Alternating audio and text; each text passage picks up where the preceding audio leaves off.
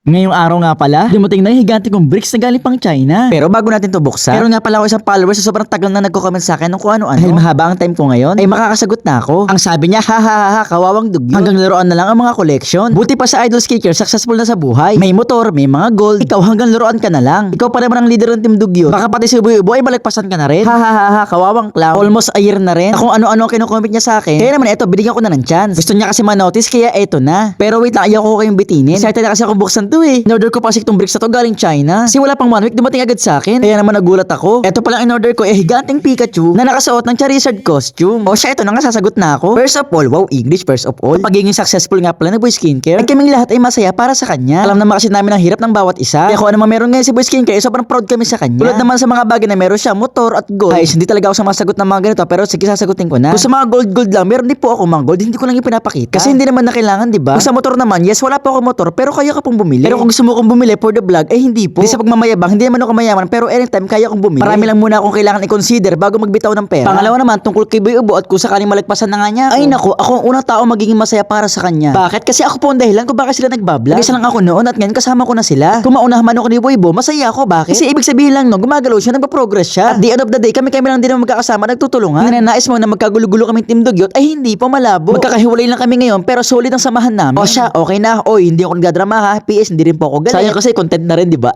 Ay naku, kapagod. Ito nga lang palang inabot ko step 3. Halos paa pa lang ata to ng Pikachu eh. Habang nagpapahinga nga ako, yung mga bata na naman na dumaya sa akin galing pa malayong lugar at nagbike lang sila. Guro ko para sa iba, laruan lang to. Pwes sa akin, laruan lang to na nagbibigay ng saya. Tulad ng mga batang to. Ako naman sabihin na laruan lang to. Kasi tignan mo naman, dahil lang sa laruan na to, ay masaya sila. Guro, hindi lahat makakaintindi. Basta ang importante kami ang nagkakaintindihan. Andito na nga ako sa kalsada dahil meron akong lakad. Meron na namang grupo ng kabataan na nakita ko. Galing pa nga sila sa malalayong lugar eh. Mabuti na lang, marami pa akong bricks na may ibibigay. Mabuti nga at hindi pa ako nakakalis hanggang sa eto na naman. Nagmadali akong bumalik ng bahay. Dahil meron pa isang bata na gusto ng bricks. Buti na nga lang, meron pa akong SpongeBob dito eh. Meron pa ako na ibigay, kaya salamat po sa suporta. Dahil wala na nga nanghihingi, eto nga sa wakas nakasakay na rin ako ng kotse. Papahinga lang kasi ako, kaya kakain kami sa labas. So dito nga pala ako kumain sa Mang Inasal. Kain lang tapos window shopping, ganun. Tingin-tingin lang pero hindi bibili. Opo. Sa mga magsasabi mo hindi ako naligo, di po talaga ako nakaligo dito kasi nakalimutan ko. Tapos na nga pala ako kumain at naka 25 rice ako. Pag uwi ko, kitang-kita nyo masama ang panahon at naulan pa. Kaya hindi na lang talaga ako maliligo dahil malamig naman.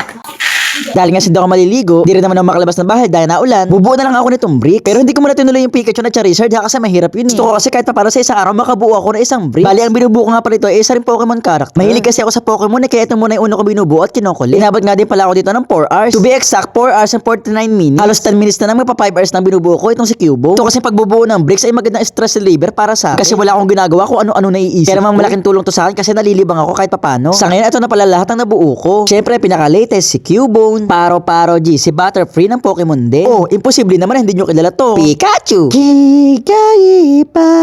Kikai. Ito nga, hindi siya masyadong sikat, pero maganda kasi siya. Pangalan nga pala niya ay Abra. Ito naman ang pinaka-favorite ng lahat, si Kuromi. Ito din, maraming may favorite dito sa kanya, si Cinnamon Roll. Nung bata ko, ito nilalaro ko, si Super Mario. Tapos kapatid nga pala niya, si Super Luigi. Ito naman si Goku na naka-Super Saiyan. Ito nga pala, hindi ko kilala to eh. Kilala niya ba to? Anong name niya? Ito nga, parang gusto ko ipamigay si Squidward. Patrick, sobrang cute. Wala lang ako kay SpongeBob kasi nga naibigay ko na. O siya, ito na nga silang lahat. Oh, konti pa lang yan, abangan nyo next week. Order ulit ako na sobrang dami. Oh, wait lang, tanong ko nga lang pala ulit. Sino next natin bubuo? Request nyo kasi sinong character ang bubuuin natin. At yun ang bubuuin natin. So, yun lang. Thanks for watching. Bye-bye! Yeah!